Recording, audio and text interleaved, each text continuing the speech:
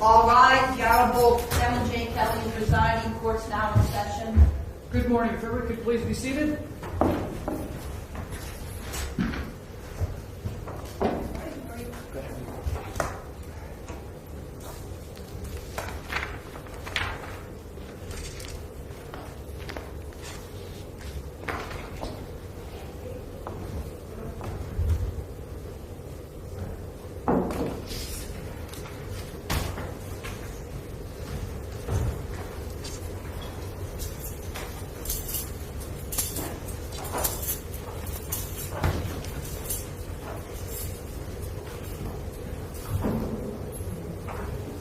Is everybody ready to proceed?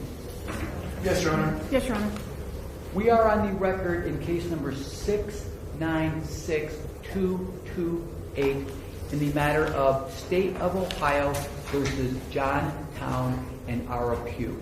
Mr. Town is present in the courtroom today with his attorney, Adam Parker. Ms. Pugh is present in the courtroom with her attorney, Yada Nassif. Representing the State of Ohio are Assistant County Prosecutors Carrie Stoll, Margaret Graham, and Glenn Romden. We are here for purposes of sentencing. At this point, I will ask Ms. Stoll whether there are any victims or representatives of law enforcement that you would like to introduce at this time. Yes, Your Honor. We have Detectives Marsh and Detective Shirk are here from the Independence Police Department with us. Okay, thank you.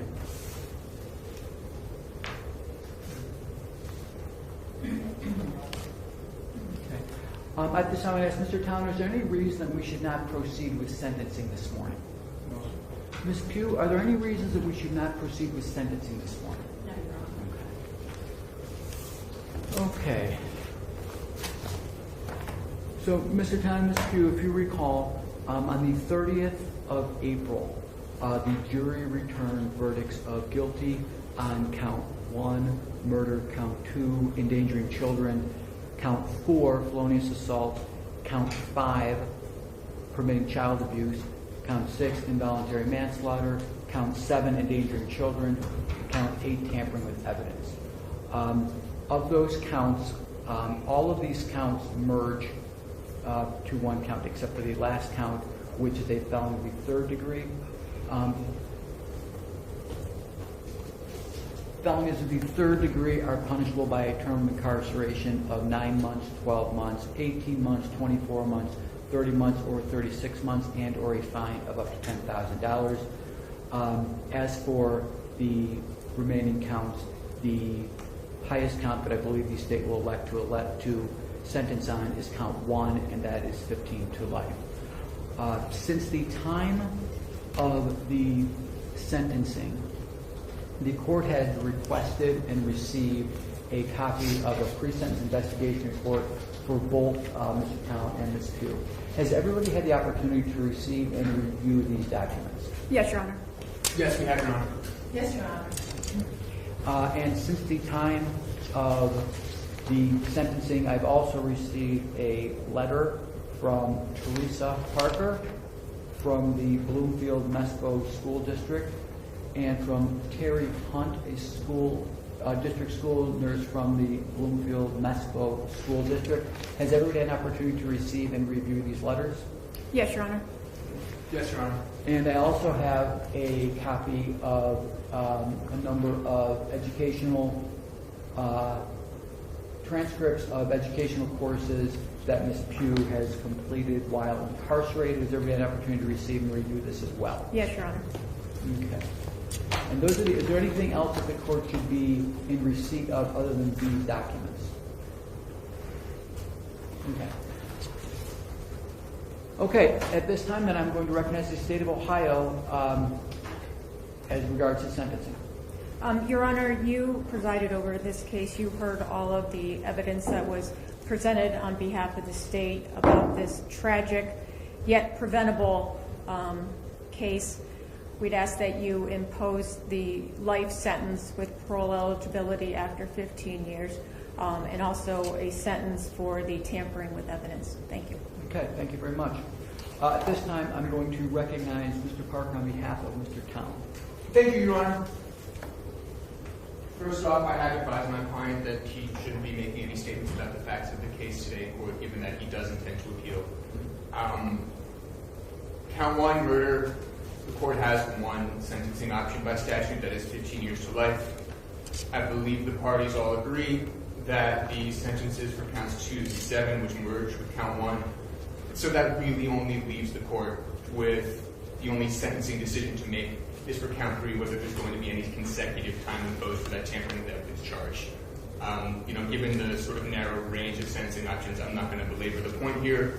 However seriously the court may view count 1, the evidence as to count 8 there, tampering with evidence, was about essentially cleaning up the hotel room where Hunter Town passed away prior to law enforcement arriving. For whatever that's worth, I don't think the facts of that particular charge really call out for any additional sentence to be imposed.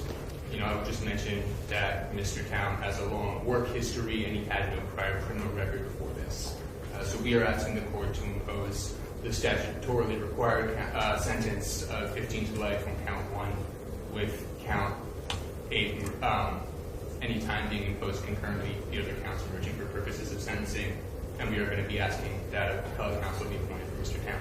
Okay, thank you. And if, I'm just going to ask Mr. Town, your attorney has stated that you choose to not speak to preserve all of your appellate rights. Is that accurate? Yes, sir, that's correct. Oh, very good. Ms. Nassar, on behalf of Ms. Pugh.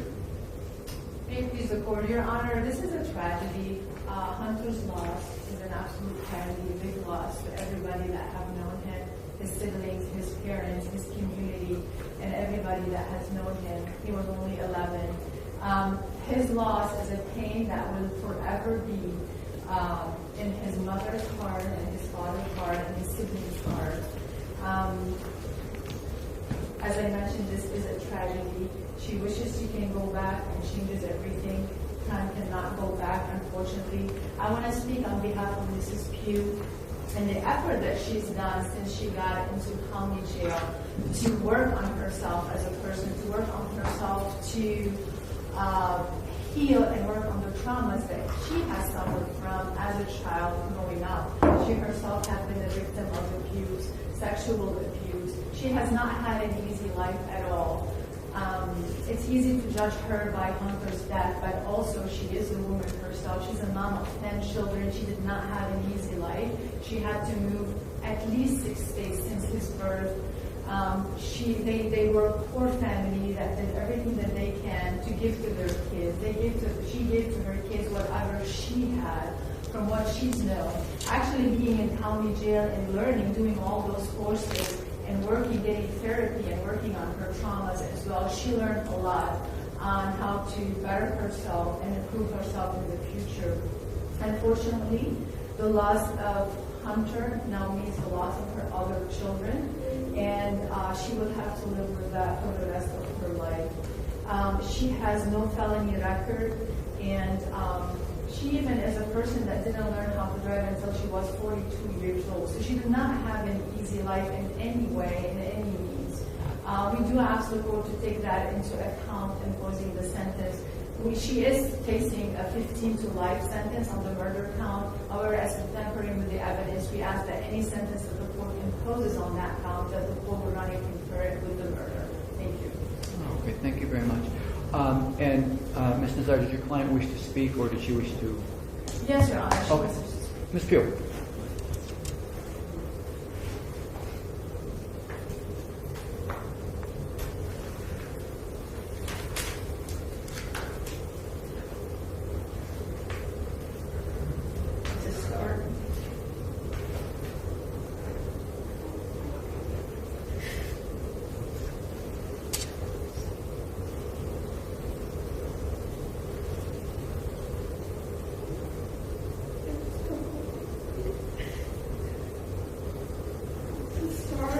I want to apologize. I want to apologize not only to Hunter, but to my other kids as well.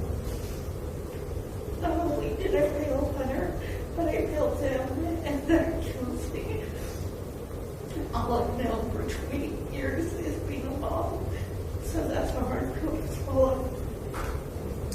I will live every day with the regret, not of what I did, but what I didn't do. In this, I lost everything that mattered to me. I didn't just lose Hunter. essentially, I lost all my kids. I won't sit here and make excuses for my lack of actions. I should have taken him in. I feel the weight of that cost daily. Not a day goes by that I don't or won't. I pray that one day we can rebuild relationships lost and that you'll find it in your hearts to forgive me. I'm truly sorry. I love each one of my kids with everything I have and am, and they are my reason and my being. Thank you, Ms. Pugh. Before imposing sentence, the court notes for the record it's considered the record, the statements that are made here today. I've considered the PSI for both defendants. I've considered the letters. I've considered the educational information provided to the court. I've considered the purposes and principles of felony sentencing contained in Ohio Revised Code, Section 2929, Sections 11 through 13, and the court will make a sentencing decision that is commensurate with and not demeaning to the seriousness of the conduct and its effect on the victim and consistent with similar offenses committed by similar offenders. All that being said, there's not much I can say at this point. That the tragedy happened, and I'm not going to sit here and browbeat you any further. I'm sure this is something you'll go with the rest of your lives. If there's any positive, your other children that seem very, very intelligent, very like they really love each other, and I don't know what it'll look like, but I just hope that there can be some kind of healing going forward.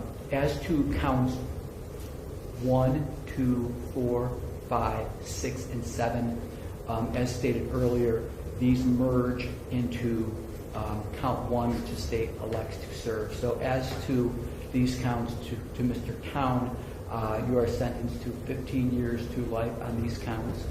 As to count 8, which is tampering with evidence, you're sentenced to time served on that.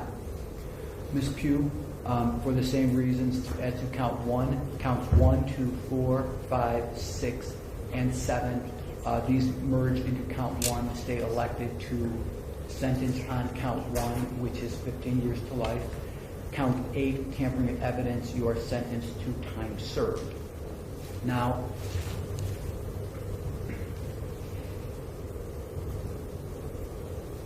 each of you has a right to appeal the verdicts in this case. If you are unable to pay the cost of the appeal, you have a right to appeal without payment.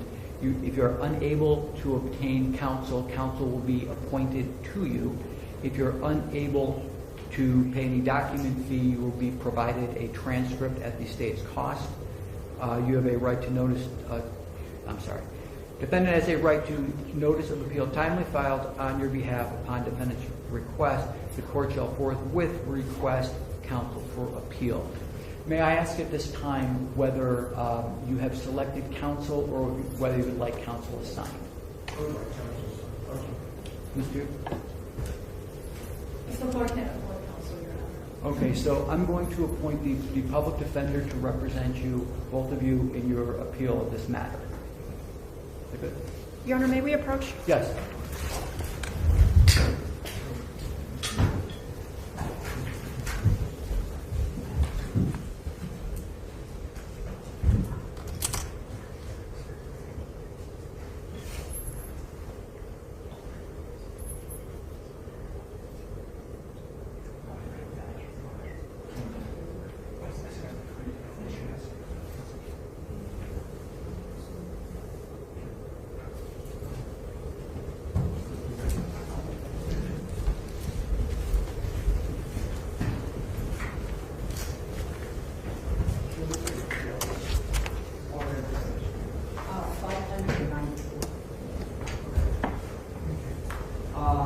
Just for the record, counsel brought to my attention as it relates to count 8 for both defendants, as opposed to time served, the court needs to give a number of months.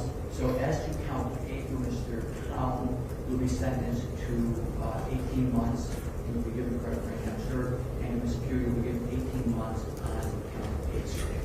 As to the counsel. I'm going to assign Ms. Pugh Susan Moran, and I'm going to assign Mr. Town James Holflake. Now, in addition to your appellate rights, upon leaving, if you were to leave the institution, you'd be subject to a period of post-release control.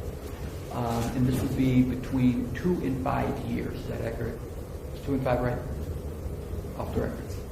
Isn't 5 mandatory? It's 5 mandatory for...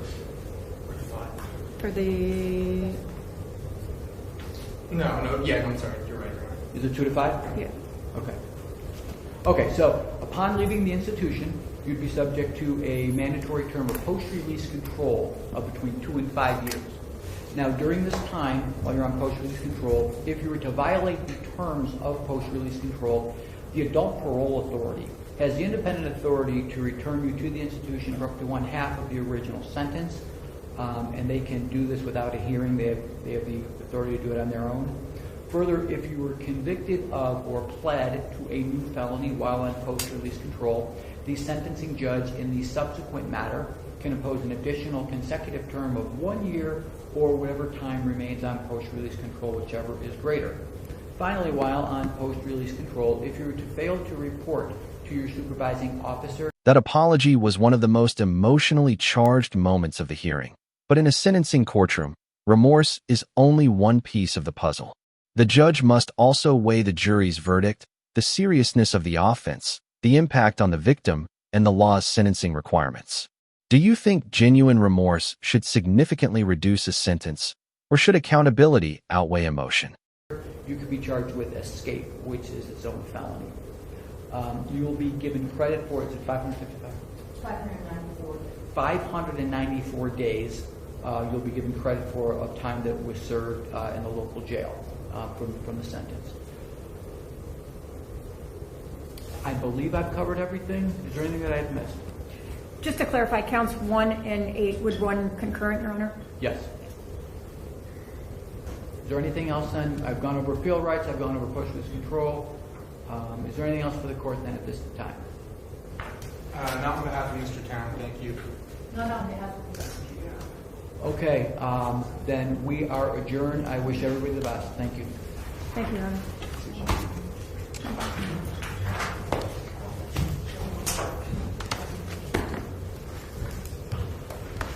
So I haven't shot.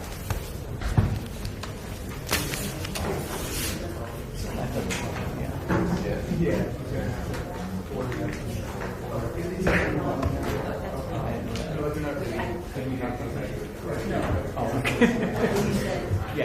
Okay. Yeah.